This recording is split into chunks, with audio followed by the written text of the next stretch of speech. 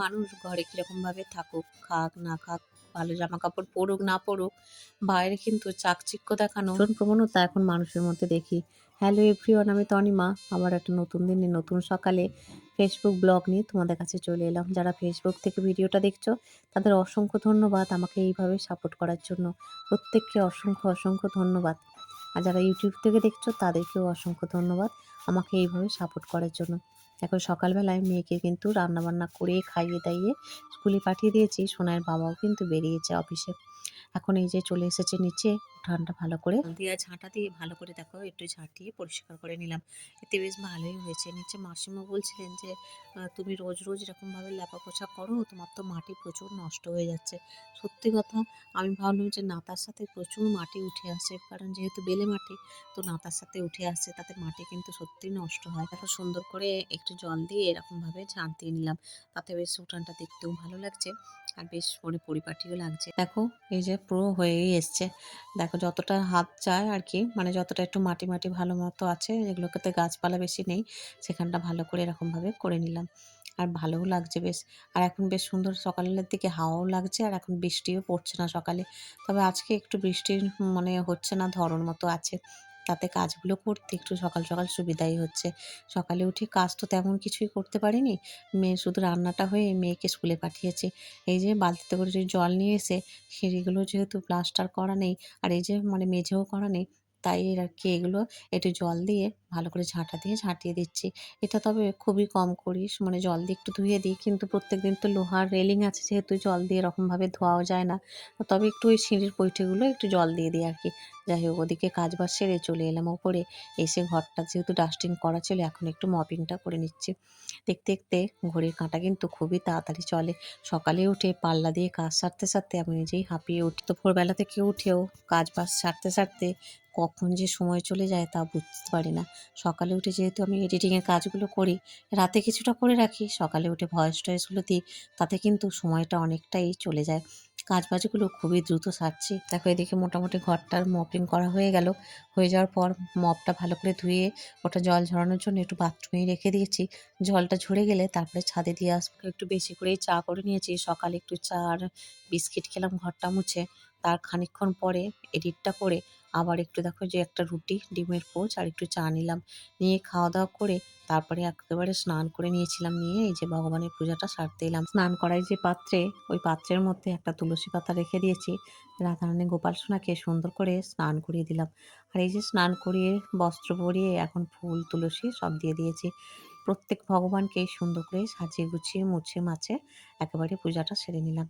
সেরে আর হাতে একদম সময় নেই।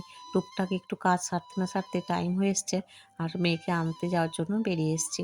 দেখো এই যে বারুইপুরে নেমেও গেছি। আর সোনারপুরে ভালোই বৃষ্টি মতো হলো।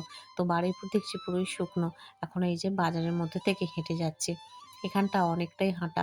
তবে আমি একটু হাঁটবো বলেই কিন্তু তাড়াতাড়ি বেরোই। কারণ প্রত্যেকদিন তো আর বাইরে বেরিয়ে এক্সট্রা করে আর হাঁটা হয় না।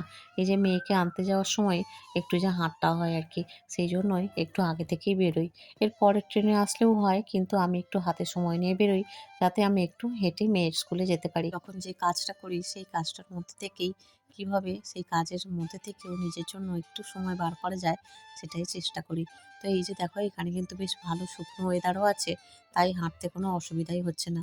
একেবারে স্টেশনে নেমে ১ নম্বরে গিয়ে একেবারে টিকিট কাউন্টারের মধ্যে থেকে যে গলিটা আছে বারুইপুরের, ওই গলির মধ্যে থেকে এসে এইখানে একটু ঠাকুরের প্রণাম করে নিলাম। এটা হচ্ছে বাবা বড় ঠাকুর আর মা কালীর মন্দির। তো এই যে দেখো খুব সুন্দর বেশ সাজানো গোছানো, বেশ পরিষ্কার পরিচ্ছন্ন মন্দির। আর এখানে যেহেতু বাজারটাও বসে, কিন্তু প্রচুর মানুষের সমাগম। তবে মন্দিরের এখন তো গেট বন্ধ। আমি বাইরে থেকেই ভগবানের কাছে প্রার্থনাটা করে নিলাম। করে নিয়ে আবার এই যে হাঁটতে লেগেছি।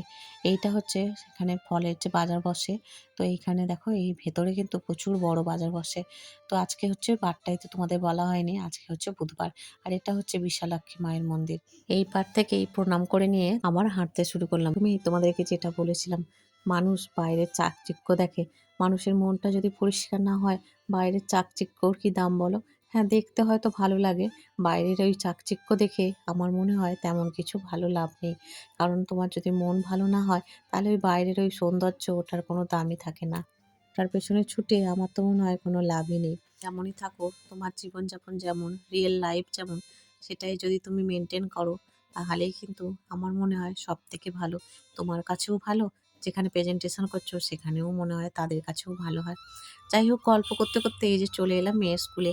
এখনো ছুটি হয়নি। ছুটি হওয়ার পরে একদম সোজা টোটো ধরে চলে এসেছি স্টেশনে। এখনো ট্রেন ঢোকেনি। আজকে একটু মানে ২-৪ মিনিট আগেই পৌঁছেছি। এইটা টাইমটা এমনই থাকে যে একটু ১ সেকেন্ড দেরি হলে এই ট্রেনটা পাওয়া যায় না।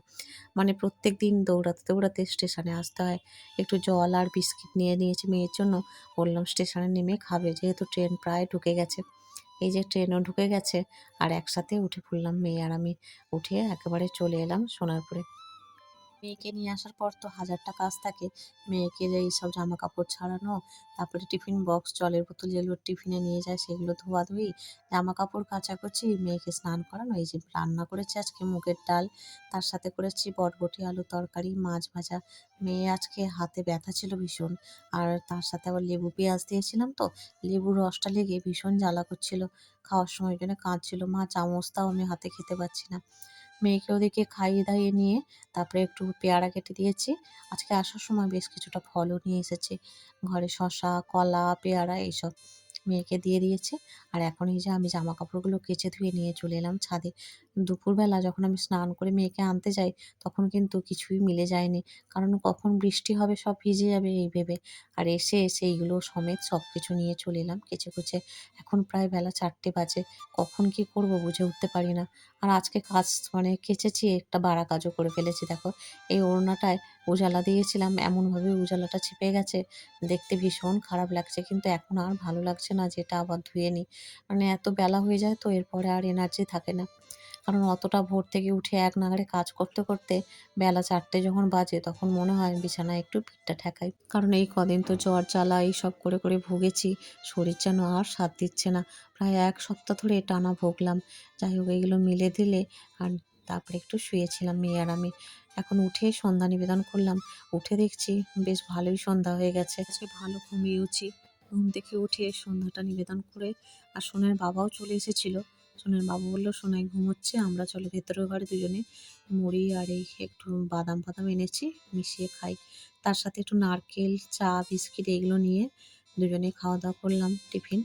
এখন মেয়ে উঠে পড়েছে। মেয়ে বলেছিল, "মা সুজি একটু ঝাল সুজি করে দিও।" ওকে একটু জল খাইয়ে দিয়েছিলাম। তারপরে মেয়ে এই ঝাল সুজিটা খেয়েছিল। যেহেতু সোনার বাবা বাড়ি আছে, সোনার বাবাই সোনাইকে পড়াবে। আমি রান্নাবান্নাগুলো সেরে নেব। পরে রান্নাবান্না করে নিয়েছিলাম। সোনাই পড়ে উঠতে একসাথে খাওয়া-দাওয়া করে শুয়েছিলাম।